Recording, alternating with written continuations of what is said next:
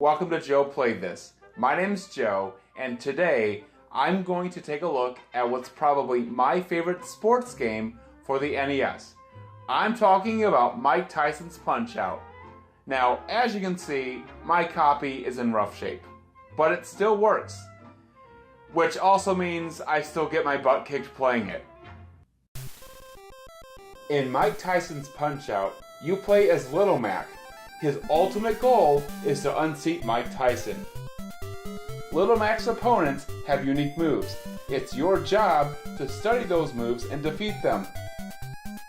Later on, I'll show you a couple of tips to psych out two of your opponents.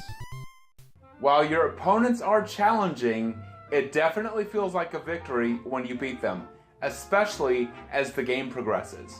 But when you do beat an opponent, don't think you won't see them later, because some of them, they'll be back with a vengeance.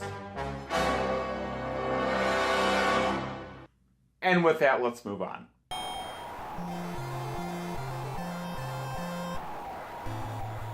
The trick to succeeding in Punch-Out! Is to study the timing and patterns of each opponent, so it's vital to pay close attention. Some punches can be blocked by pressing down on the D-pad, while more aggressive blows require you to dodge left or right. Many opponents will provide a nonverbal cue to warn you that they're about to strike.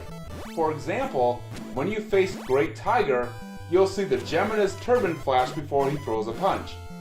If you can throw a punch before they strike, or utilize some fancy footwork to dodge theirs, you'll experience some success. In addition to the standard jabs and uppercuts, you may be able to obtain greater success by earning a star when punching your opponent. When that happens, press start and you can initiate a more powerful attack, which can sometimes knock them out for the count.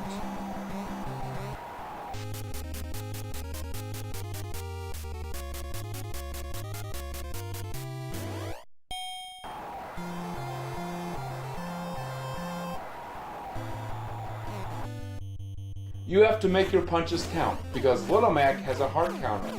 If you're hit, or if you block a punch, or if your opponent dodges or blocks a punch you throw at them, the heart counter decreases.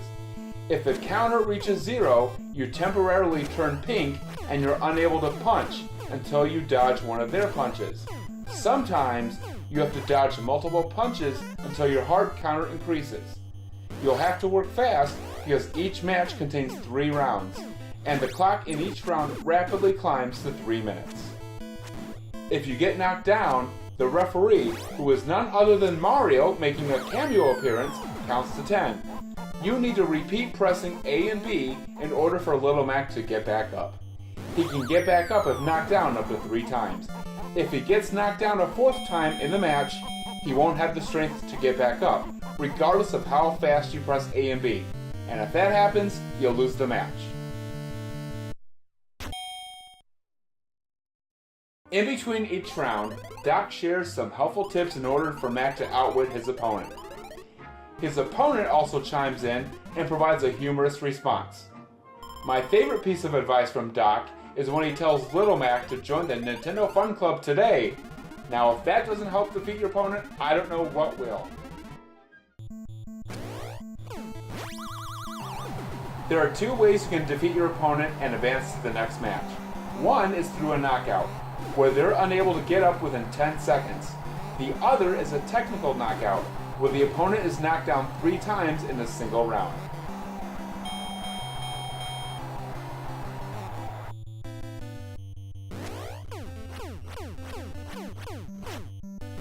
If you lose the match, you get to try again. However, if you lose 3 matches, the game is over. If no winner has been declared after 3 rounds, it is decided by Mario, who can sometimes rule in your favor if you've exceeded a certain number of points you've earned. The number of points required varies by each opponent.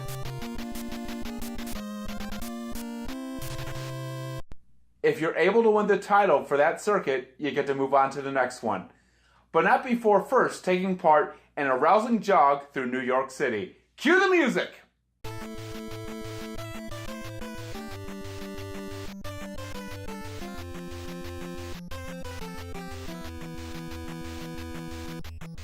we're treated to a cutscene where we see Little Mac running past the skyline, training for his next matches. As Little Mac tries to keep up with Doc, we're given a passkey, which you can use to pick up where you left off, should you get a game over or have to turn the game off.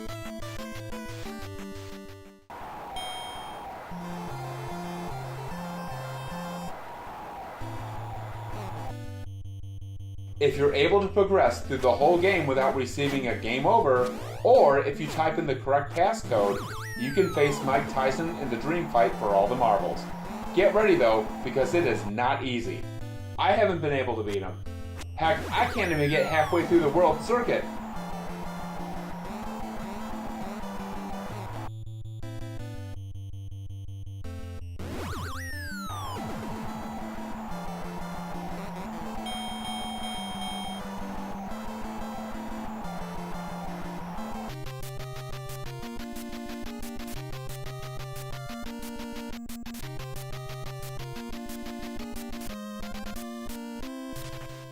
The code to face off against Mike Tyson is available below in the description, so make sure you check that out. But first, I want to share a couple of tips that may help you in your battle against two different opponents. We'll start with King Hippo. When he's ready to punch you, that's your cue to give him an uppercut. His shorts will fall, and as he tries to keep them up, keep punching his stomach until he blocks you. Repeat this process until you knock him down for the count. You'll get an easy KO out of him.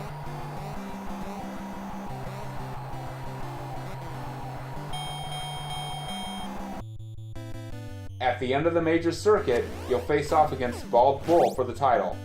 His signature move is to charge at you. His intent with it is to strike a major blow and knock you down. You'll have to give his stomach a hearty punch before he punches you first. Successfully doing so will cause him to land straight on his face.